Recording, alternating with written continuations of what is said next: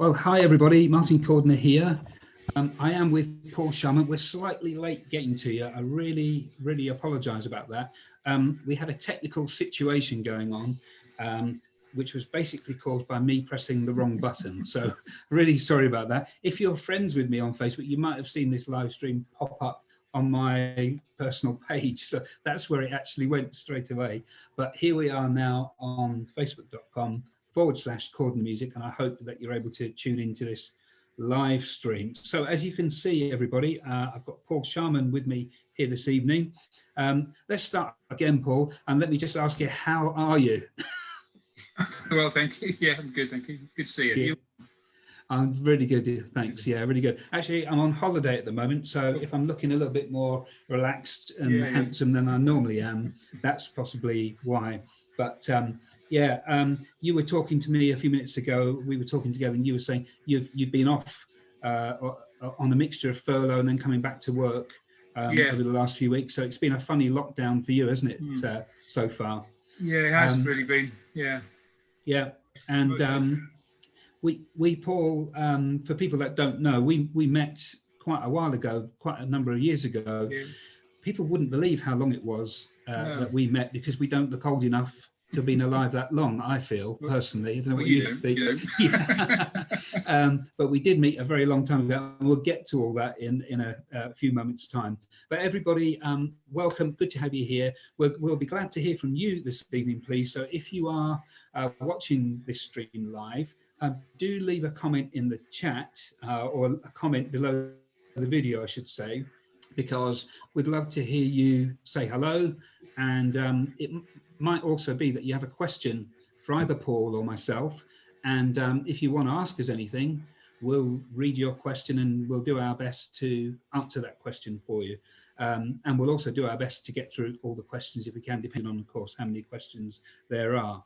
So Paul and I are going to chat for a few minutes, and we hope we can give you a little bit of background to how we were introduced and what kind of life we go, how life is for us at the moment. Right, so then, Paul, we talked about lockdown briefly, but you are a composer in the Salvation Army as well. So how's your music been? Your music writing been, let's say, during lockdown? Really productive, non-existent, or somewhere in between? It's somewhere in the middle, really. I'd say nowhere near as productive as I thought it might well be at the start. I think probably a few people could say that sort of thing about things. You know, you think, well, I'm going to have all this time now, let's do that. So yeah, I've been doing little bits and bobs throughout the time. My main thing I've been doing, I was commissioned early on, actually, in lockdown, by a brass band in London, central London, that wanted a march for when they go back, as a sort of signature march. So that was a 2 or 3 weeks of work on that, trying to get that ready for them. Was that an army band, Paul? No, it wasn't. It was City of London brass band. City of London. Yeah. All right. Interesting. So that was they commissioned a march from me. So it was good to have actually something specific to do. Yeah. So I've been doing a lot of that. I had a few ideas of things I wanted to do, and I'm actually on the way with some, and I've now got another period of time on furlough, which I'm hoping to be a little bit more productive with. I've always fancied writing a variations, which I've never done. A few jottings of an idea of some variations on the tune Moscow. Great tune. Great tune. Around that.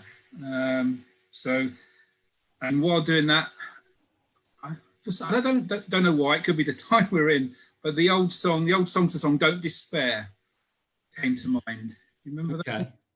Well, no, and I'm not going to ask you to sing it, because we don't offend any of our viewers, do we? But it sounds like a John Gowans and John Larson song, but I'm thinking of Someone Cares. No, it's not that. No, it's an up tempo, but it had a bit of a 70s feel to it, and I'm sort of trying to do that in more of a swing big band style.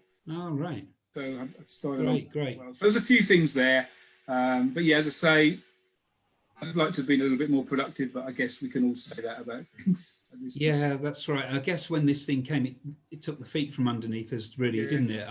I also feel a little bit like you, that I'd love to think that I would have had all of this time to, you know, create music and things like that. But for me, as a corps officer, our workload kind of went from being fairly busy to just being ridiculously busy. So for me, it's been an impossibility. But I'm glad to hear you've got a few things on your list anyway that you're working towards.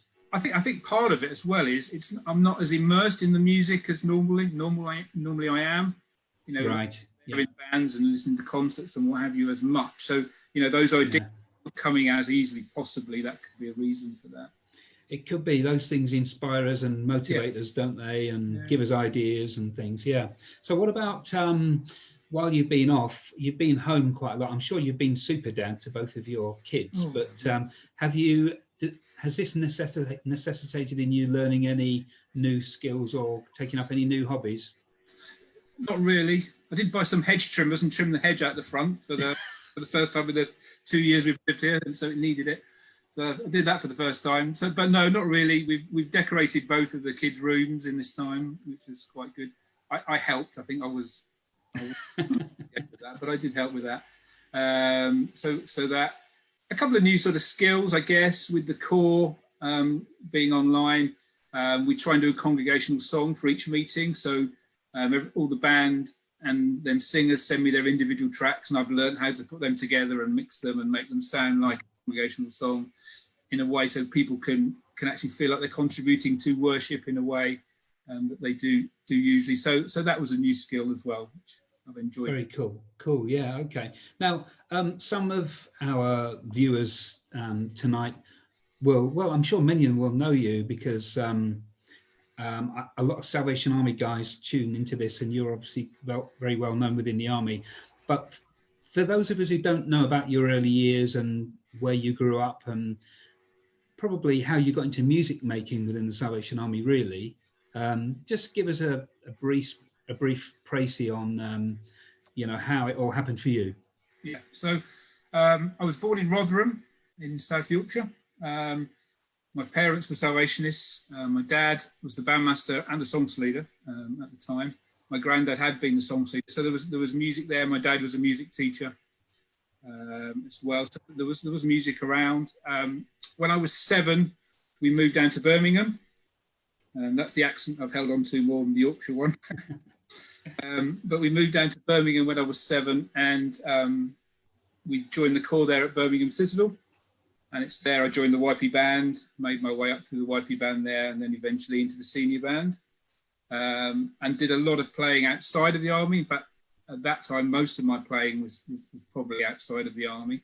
But the YP band was a decent YP band there, and obviously the band was good. So when I was 13 or 14, I then took up the trumpet as well as the cornet, and eventually I then got a scholarship to study at the Royal College of Music in 1990, and that's when I moved down to London. So studied there for 4 years with the sole aim really of being a trumpet player. There was nothing wider than that musically, but I wanted to do that. But I, you know, with my Salvation Army upbringing and what it had given me, really, I really wanted to keep that going when I was in London. So finding a corps was important, and I did go to the Regent Hall on my first Sunday in London as a student, thinking I'll try out a few corps and let's try this one first. And I've not been anywhere else for 30 years, so it was a great place to find as my spiritual home, you know, and to then grow up through there. I mean, as YP band leader, deputy bandmaster, and now bandmaster, and to have the support there in that corps setting. So, yeah, that's a little bit of where I've come from. Obviously, leaving college in 1994. Again, the plan was to be a trumpet player, but at the same time, I wanted to do some stuff within the Salvation Army, and that same year, actually, I joined the ISB. Oh, right. Okay. What year was that, Paul? That's June 94. 94. Wow. Yeah. Right. Yeah. So that's when Steve Cobb became bandmaster, and I took the place on the front row that was left by him becoming bandmaster. So he always said signing. Yeah.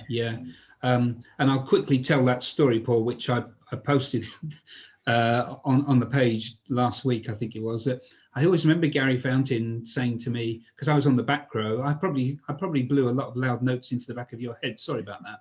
But you were sitting number 5, I think, when I joined the band. Yeah. And I can remember Gary saying, "Oh, we love it when Paul stands up and plays."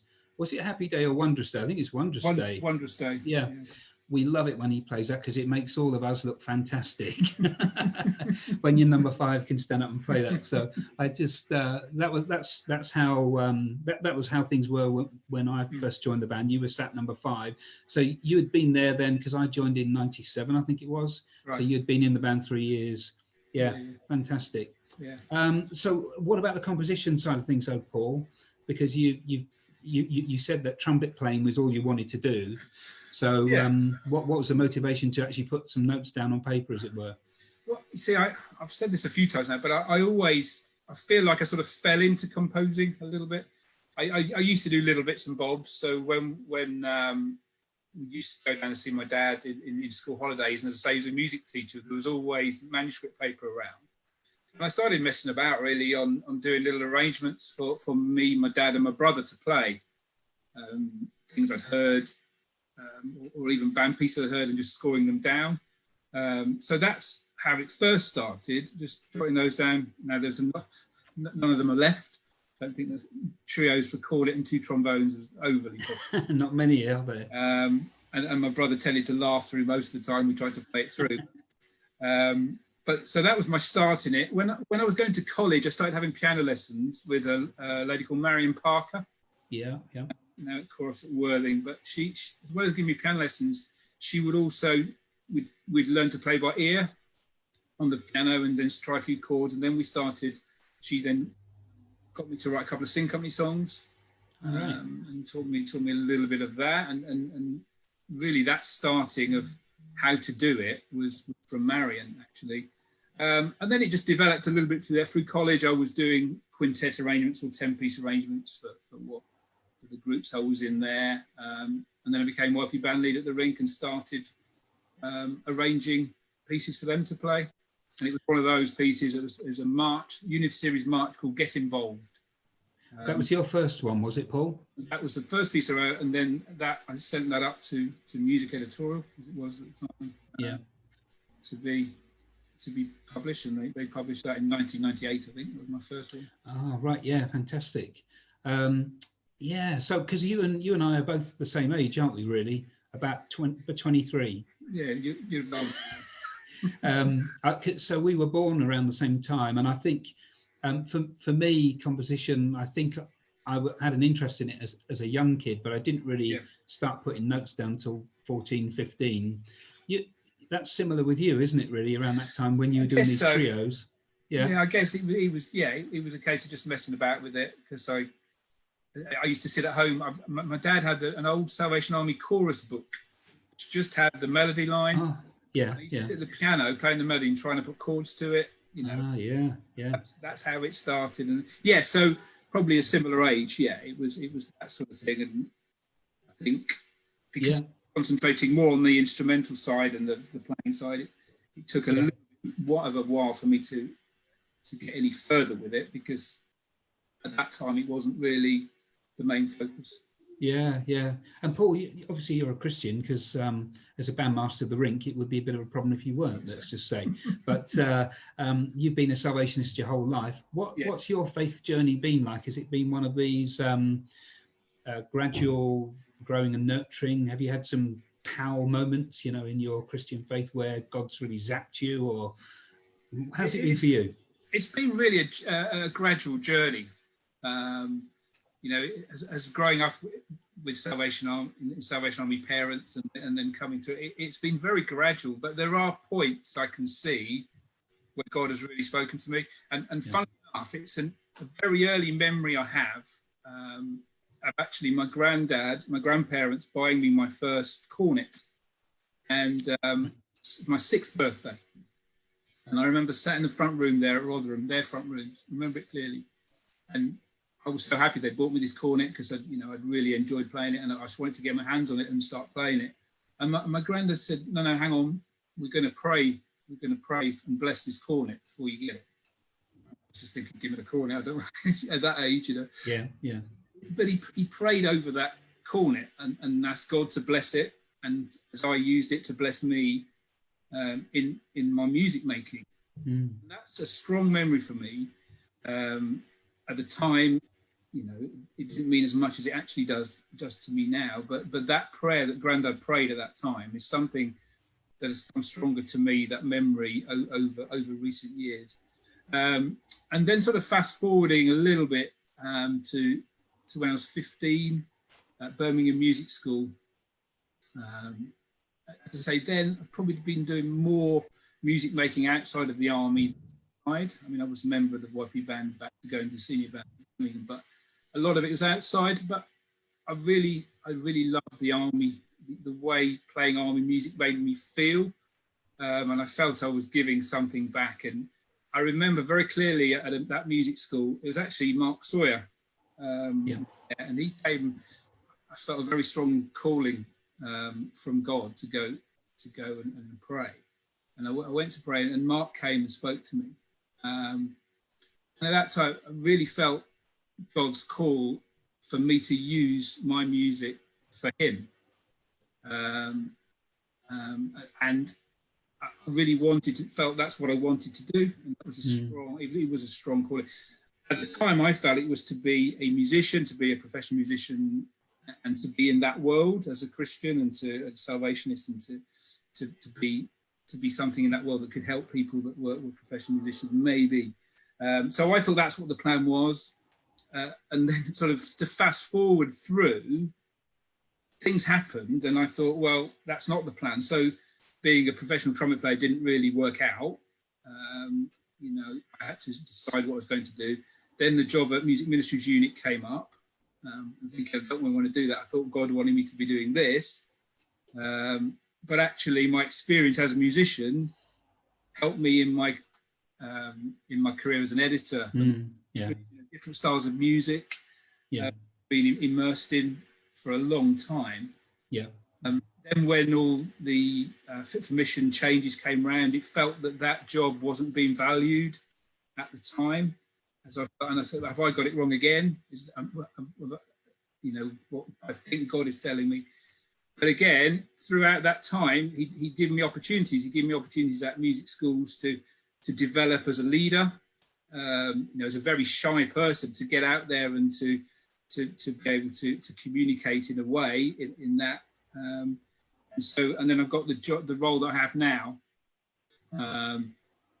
in music and creative arts, and a lot of that role is going out there sharing with others, as well as the compositional skills and that reach that I have. So I feel that God has guided me throughout that whole time and has given me the right things at the right time. It's almost like, now you're ready for this. Yeah, like tools. Bandmaster a couple of years ago at the rink. If that had happened 3 or 4 years ago, when I was still playing and wanted to play, wouldn't have worked. But at the time, it happened. So I'm grateful to God for what He's given in my life the whole way through, at the right time, and I'm just so grateful for that. Yeah, fantastic, Paul. I tell you what, that the story of the prayer, that's something really powerful, you know, isn't it? And it's obviously a very poignant memory for you. It's almost like something. It's almost like something I feel like I've made up in something. I had to check with my dad. I said, "Did this happen in the way I'm?" Right. Yeah, it did. Yeah, but it just gives us that reminder, doesn't it, that we have the ability as adults to really influence our kids, you know, our own kids. But also, I say to YP band leaders and singing company leaders, you've got the best job in the world, you know, working with the kids of the Salvation Army. Because for me, one of my great encouragers was my YP band leader. It's a ministry, isn't it? If you're in that role and you've done that role at the rink, as you say, we've got an opportunity to shape kids' lives, which is fantastic. And kids are so fantastic because they ask all the awkward questions, don't they? So so they keep things real. So great. All right then, Paul. Well, we have had a comment come in. Just checking the list here. It's great to have you all watching, by the way. We hope you're enjoying this little chat about faith and music between Paul and I. This is a message from Julian Gulio, I think it might be. I I think it's a message for you, Paul. I seem to remember watching you playing a funny 4-valve trumpet thing with the household troops, Paul Sharman. Yes, it is for you. Was it an E-flat trumpet? Can you answer that one? It would have been my 4-valve Schilke E-flat. So it had like euphonium 4th valve, but had the 4th valve on the top. So yeah, that would have been. Yeah. And is the theory about 4-valve, people who play 4-valve instruments true? You just want to impress a little bit more. I think that's what it's basically for. We know that it might be for 1 and 3, but it's also just a bit of a showy off thing, isn't it? I think so. I think I actually use it as a finger ring for most of the time, to be honest. Yeah, to hold it up. That's right. Thanks for that question, Julian. Really appreciate that. And if you're watching, you want to say hello to Paul and me, type a comment and we'll give you a shout out. And if you have a question for Paul or for me, then type it in the comments and we'll get to it in just a second. So then, Paul, let's quickly move on. That's been great hearing about your faith and your upbringing. Thanks for all of that. Now, you've just spoken about a couple of things that you're writing at the moment. In terms of musical genres, within the Salvation Army, we embraced everything, don't we, it seems? I'm not sure we've quite got to hip hop in brass band, but everything except that we've more or less done in brass band terms. What's the genre that really floats your boat? You know, when you're writing for someone, what do you really love to write in? I do enjoy writing in a big band style, and that sort of style. I enjoy that. Now, when I first started writing and things I was writing were published, a lot of them seemed in that lighter style. That's if you think of something like Righteousness, Peace and Joy, or what in the Uni series. And then On Duty, I wrote for the ISB initially. But I remember a comment, and I'll be forever tarred with this comment by Steve Cobb in an ISB rehearsal where he said, "Oh, it's another throwaway number from Brother Sharman." And so whenever anything comes now, it's always another Sharman throwaway. So that's a lighter style, nicely termed throwaway. I do enjoy that. I think they communicate well, which is why I like writing them. I'd love to write something a little bit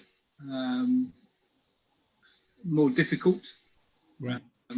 So I've done a couple of those, sort of Inclusion, Quest, Purpose, those ones that are a little bit more. The challenge is to write something that will challenge bands out there, and I hopefully have that in me to do that at some point, and maybe this set of variations I'm writing is something that may do that. Well, I'm sure everybody listening to this is going to look forward to seeing that coming, Paul, whenever it comes. I'm going to look forward to that as well. I tell you what, though, if you don't mind me saying, you also have been able to turn your hand to the devotional stuff and being really successful at it. I feel, we've played the piece that you wrote in memory of Graham, Bright Hope. Everlasting Hope. I was going to say Bright Hope for Tomorrow, but it's the lyrics of that song, isn't it? Everlasting Hope.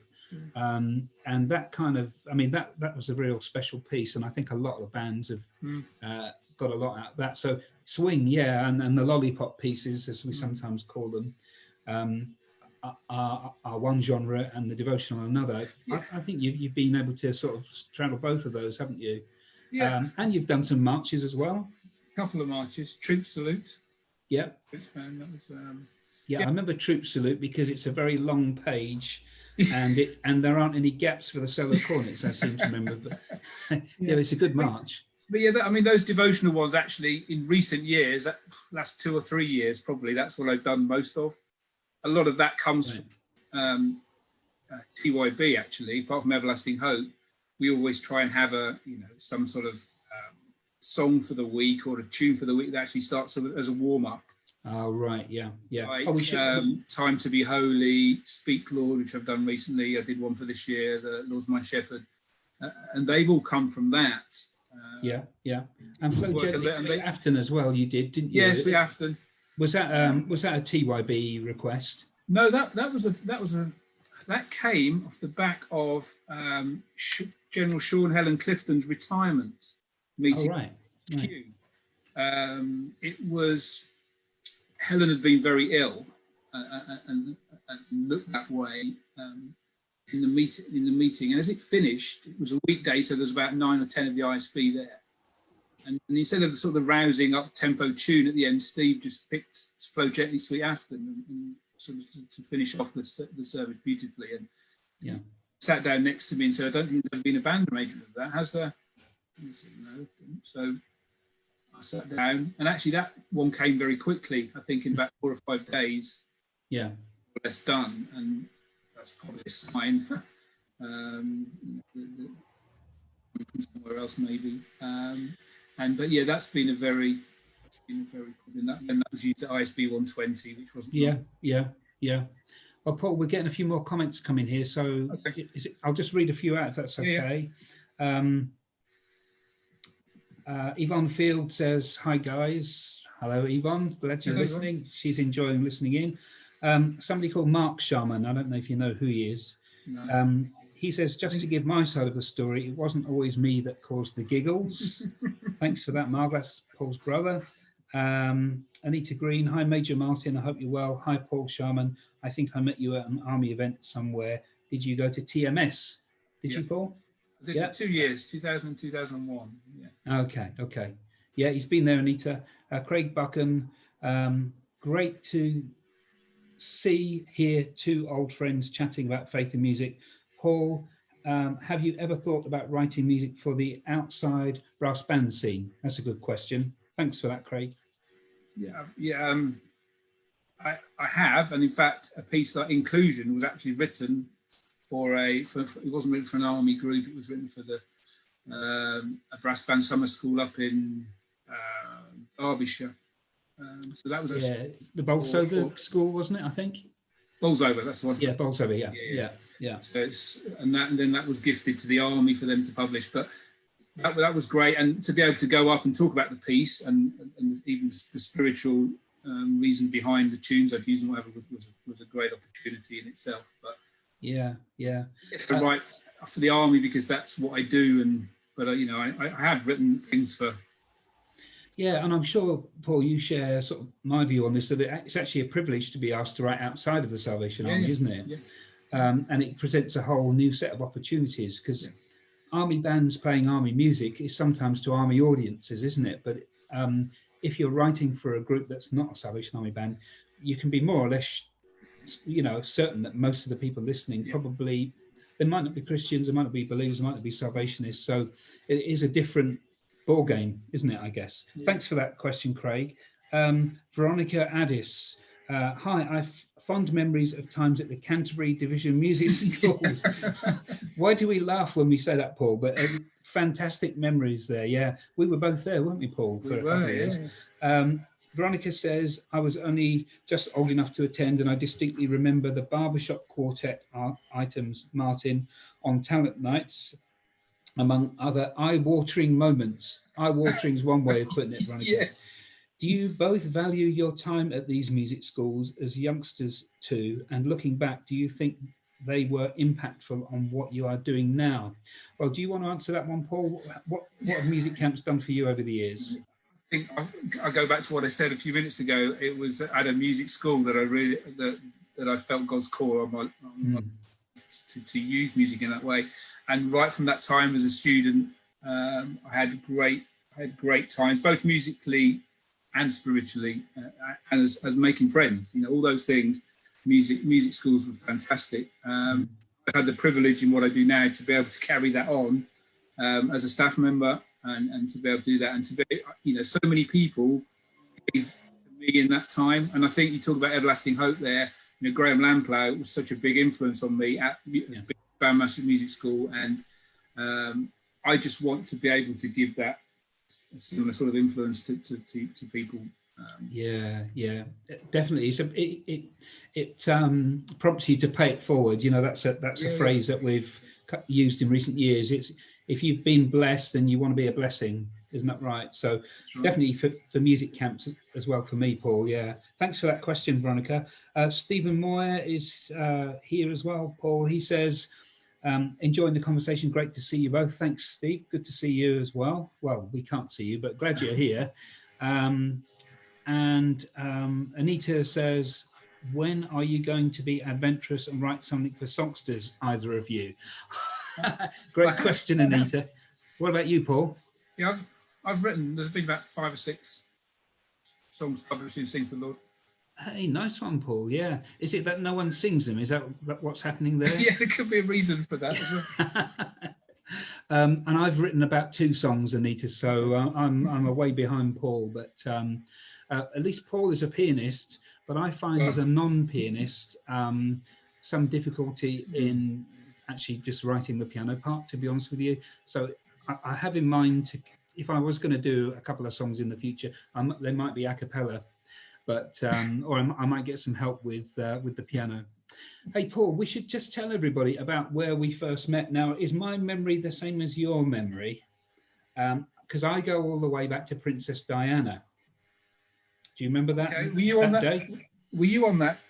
Yeah, we were on a gig together, and it was back in the days when we worked at IHQ on the building, you know, Queen Victoria Street. With Alan Redhead. That's right, Alan Redhead. He was the PR guy. He's in glory now, bless his soul. And Alan was such a lovely guy, and he used to get the calls from media people. Right. Can we have a Salvation Army band for the TV or whatever? And I was in his circle of people that he used to come and ask. Yeah. And I reckon, I think I might have brought a soprano cornet or something along on that day. I don't remember, but I remember you being there, and you sat on the end. There was about 10 of us. Yeah. And it wasn't long after I think it was the divorce had come through from Charles and Di. It wasn't long after that, I think. Could be right. I remember it because about 90. Would it have been about 95? 96? I'd say it was before that. Was it? No. Yeah, yeah. Well, because the first time I would have met you was at Canterbury Music School, 93 then. Oh, well, I thought it was a Lady Di thing, but do you think it's Canterbury Music School? Well, the Lady Di thing could have been before that. It could have been around that time. We did another one actually, Paul, in a hotel where we had to play Christmas music, and we just got the new Christmas phrase books. Do you remember? Yeah.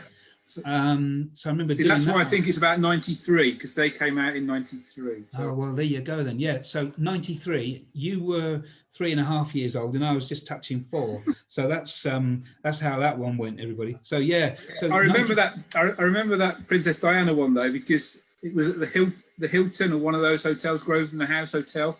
Yeah. But they'd asked for the band to play something as she came into the hotel, and I wanted to choose carefully what we played, and we went through it. What can we play? What can we play with the situation? And I think, as I say, I think the divorce had just come through, or something along those lines. Right. I think I chose "Joy to the World" purely because it was a good fanfare sort of tune.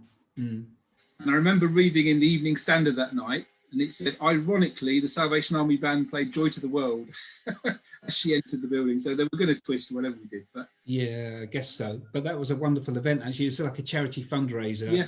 And she was just so beautiful, wasn't she? I mean, obviously she was a very pretty lady, but as a person, and a big loss to our world. So so whether it's Canterbury Music School then, Paul, or in the Dorchester Hotel, eating some canapes.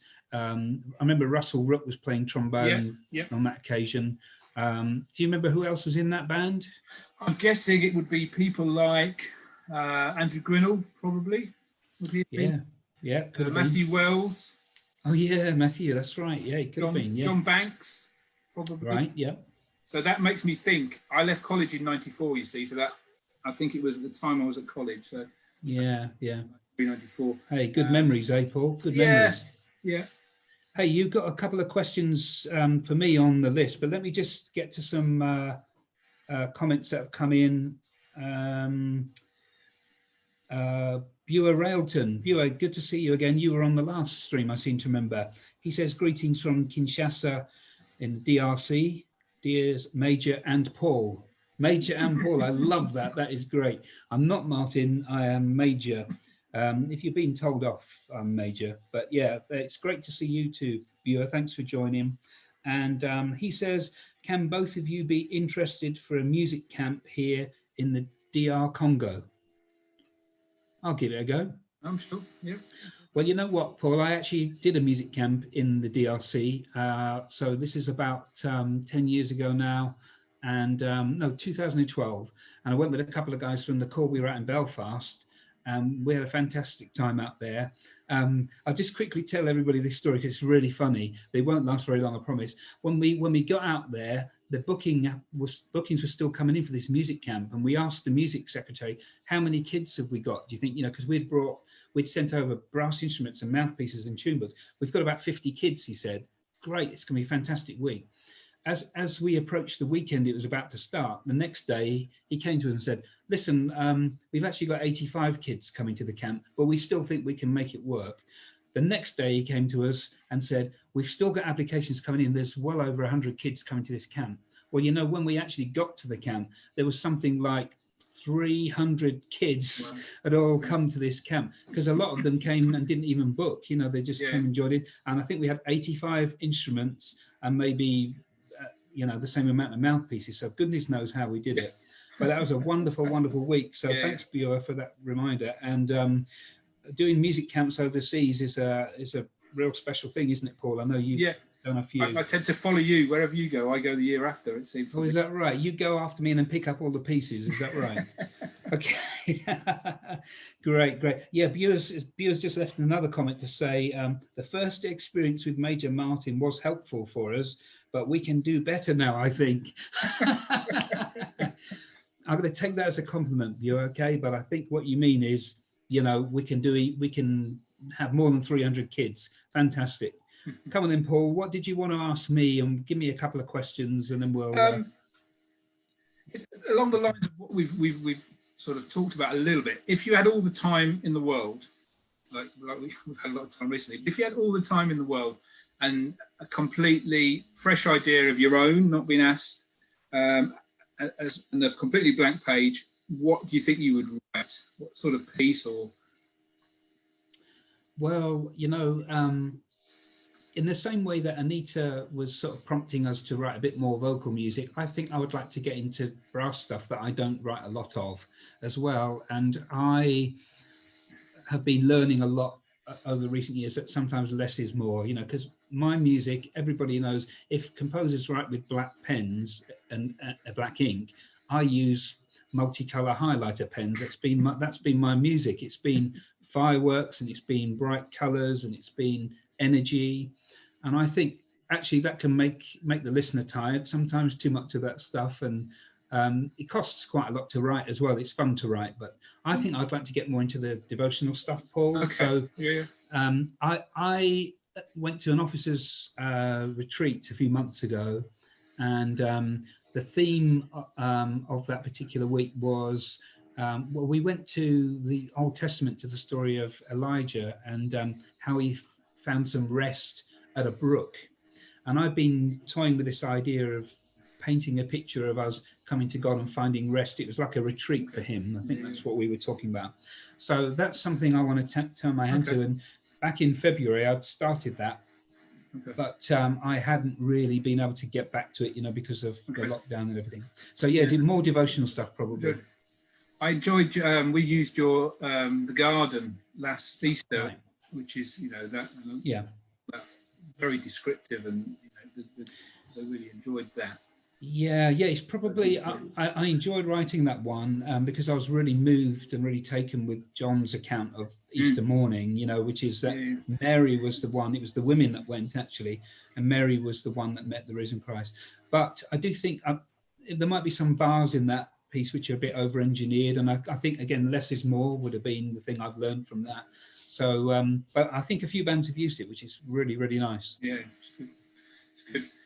When you've got a new piece that you're hearing for the first time, how do you feel sitting, say you're in the audience for the first time, you've not really been involved in much else of it, and you're hearing it for the first time, how do you feel? I feel embarrassed, usually, because you get this sense that everyone might be looking at you, and all the eyes are on you. But I think for a lot of my music, I've been able to be around, say it's the ISB, I've been able to come to a rehearsal and hear it. So I don't think there have been that many times when I've been to a concert and heard it and never have heard it before. Okay. But you can relate to this. I think all writers would get this. On the one hand, you're absolutely thrilled, but on the other hand, you're absolutely terrified, aren't you? Yeah, because absolutely. so it's a sweaty palms time, really. But I guess overall, I mean, what a sense of privilege. We're just one link in the chain. You know, I think of the composition process being one link in the chain. You give it over, don't you? And the next link in the chain is a conductor who interprets that music with an ensemble. And then the next link in the chain is the audience that receives that music, and hopefully thanks God for it. And he's the final link in the chain, because all the glory hopefully goes to him. So I overall probably have an immense sense of privilege, but very embarrassed and very intimidated by the whole thing as well. How does that compare then when, so I remember when a new piece would come on the stand with the ISB, so as a younger composer, so how, I remember just feeling very nervous, more nervous then, because you're there with those bunch of guys who are great guys, but you know, they get so much music, and you hear sometimes what you know, some people say about some of the music, it's just there straight away. They're sight reading it, and you know, did you feel more worried then as an young ISB composer with that, or now when you're sort of listening to it the first time?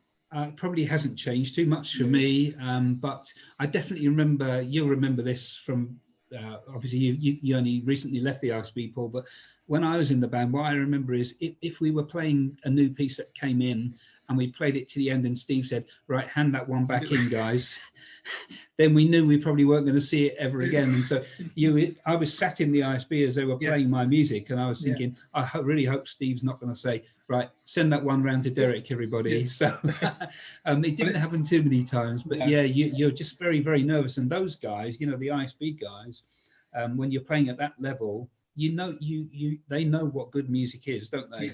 And they know when they've got a piece of cheese on the stand. So very, very nervous, but probably just the same now as well. It's interesting because later on in my time, it was hand that round to Paul, so I got it. You got it back.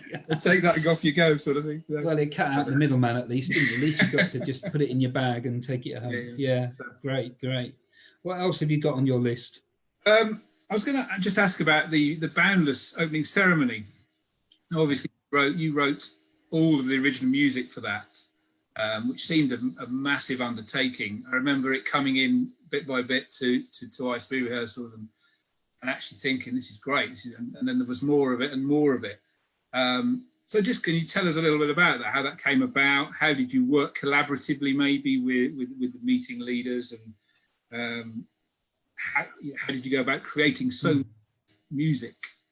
Yeah, sure. Well, let's clarify something first. I didn't create all of the original music, Paul, but probably 85% of it. We did have a Ken Downey arrangement in there, which was his arrangement of Regent Square, I think it was, something like that. Yeah, that's right. He gave me permission to stick that in the Boundless score, you know, because it was a massive score, wasn't it? Yeah. It was 800, 900 bars long, this piece of work. So I put Ken's work in there, and I think I had to write some fanfare trumpet bits over the top, but that was his piece. But yeah, I did do the rest. How did it come about? I was working on DHQ in Norwich, funny enough, where I am today on holiday. And at that time, I was a divisional support officer, I think it was called. And I got called into the DC's office, and I thought, right, this is either good news or bad news. But I wasn't being told off. He was saying to me, we've had a call come through.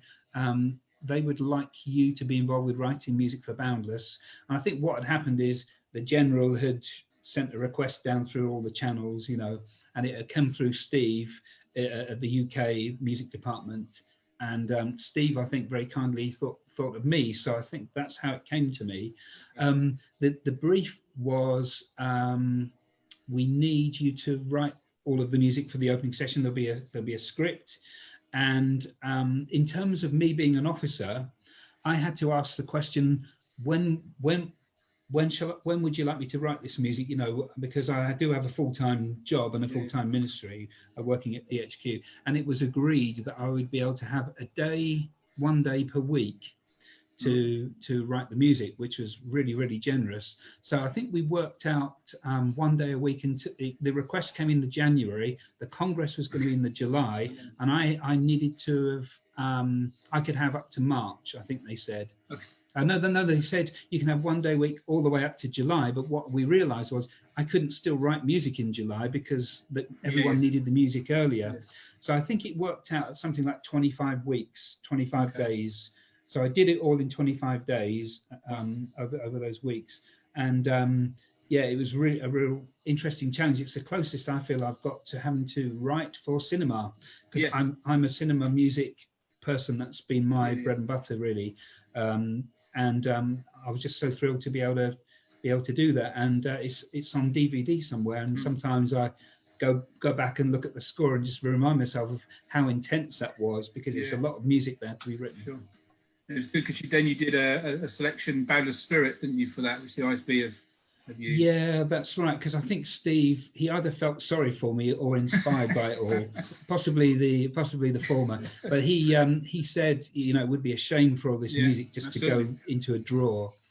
And when you write stuff, you've done this, Paul, you write for gospel arts or whatever, they don't get played again, do they? Very rarely. No, so he was very kind, and he said to me, why don't you do a medley? So that's how that came about. And bands have really enjoyed that medley, which is great, because it just means Boundless lives on for a little bit longer. Yeah, fantastic. Enjoyed playing that one. Thank you. Well, a few more comments, Paul. Okay. And then we get into our last sort of 5 minutes. Thanks everybody for watching. We do hope you're enjoying this chat about faith and music and our compositional journeys, as it were. I've got a question from Stephen Moyer. So he says, what inspires you both to write music? Do you start with the words, melody, or some other kind of feature or idea? So you answer that one then, Paul, and I'll add to it. It's for me, it's different things. It can be different. It can be a melody. It can be, that's a nice tune, I can do something with that. It could be a theme. It could be something I've heard somewhere. So for example, the title to Quest, that idea of a quest, a journey, and taking it. So it could be that. The most funny one for me is Writing of Peace and Joy, which is a popular one of mine, I think. Actually started, I was just playing around with the percussion sounds on Sibelius, trying to get some feel, and then I thought, well, what tune can I put to that, and found that one, and so I think it can be different things.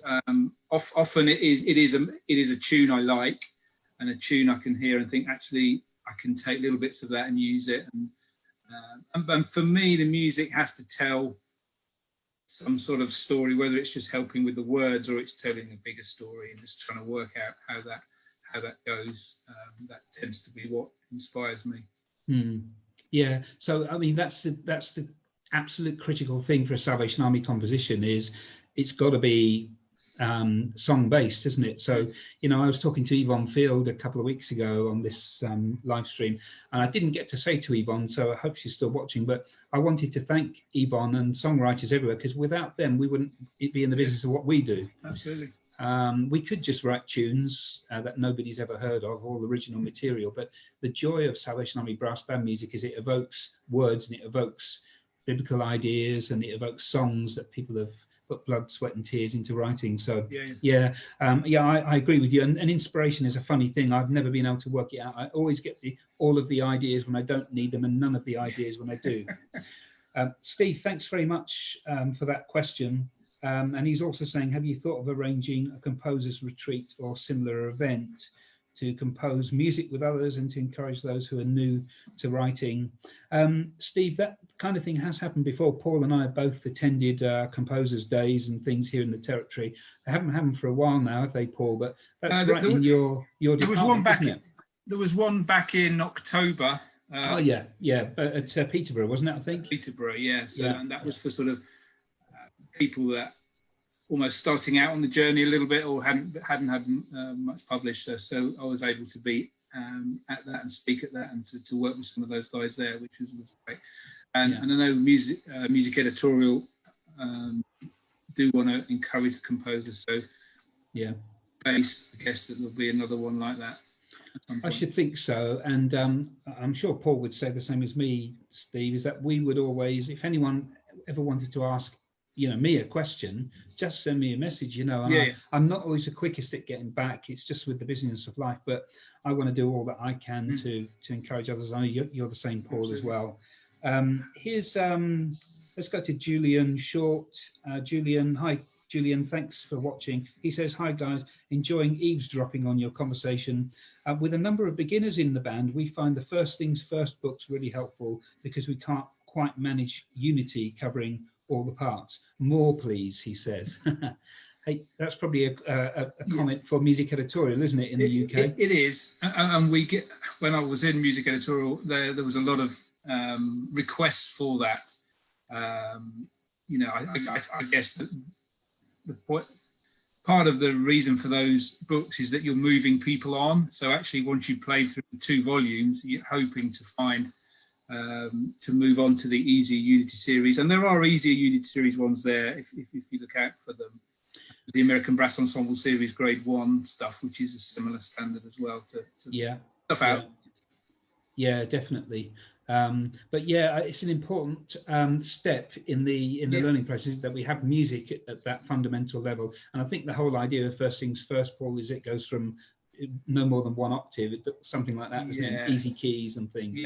Yeah, it is. It's first cornet could go higher, but generally 1 octave, nothing quicker than a And it's a real challenge for composers to write for that, actually, isn't it? Because you can't just write whatever you want. You're really restricted, and you have to come up with something that's interesting and good with a very limited sort of set of building blocks, if you like, 4 parts. But there's some good pieces there. There are, and you're absolutely right. That even writing Unity series stuff is probably the hardest to write, in that you've got those 5 parts. That's all you can use. It's a good way to start off. Actually, First Things First, with the other limitations you have, I guess that makes that even harder. And I think that's, if you can write something in 5 parts or 4 parts, I think that's where you should be starting, not to start writing big pieces. Definitely. And I'm so glad that was my start. I think it was yours as well, wasn't it? You were writing for the YP band, and I was writing for a smaller core senior band, and you were probably thinking the same as me. Let's have some good music for these smaller groups. Why do we always have to play the real basic stuff? So in Unity, that I started to just sort of, the same as you, with variations and longer pieces and catchy song arrangements and things, just sort of push the envelope a little bit. But for composers who are just getting off the ground, for goodness sake, start with the Unity, because if you can write something successfully in there, then you're going to have the right grounding to handle a bigger score, right, Paul? Absolutely. Just say you're always right, Martin. You're always right. Yeah, exactly. Except when you're not. I taught this guy everything he knows, everybody. That's what I keep telling him. He doesn't believe me. Right, Carl Strand over in the States says, thanks for all the 2 of you have done for Army Music today. CMI is virtually running right now for people all over the world. Yeah, thanks, Carl. Yeah. Did you go to CMI, Paul? You did? Yes, I was CMI last. That's right, yeah.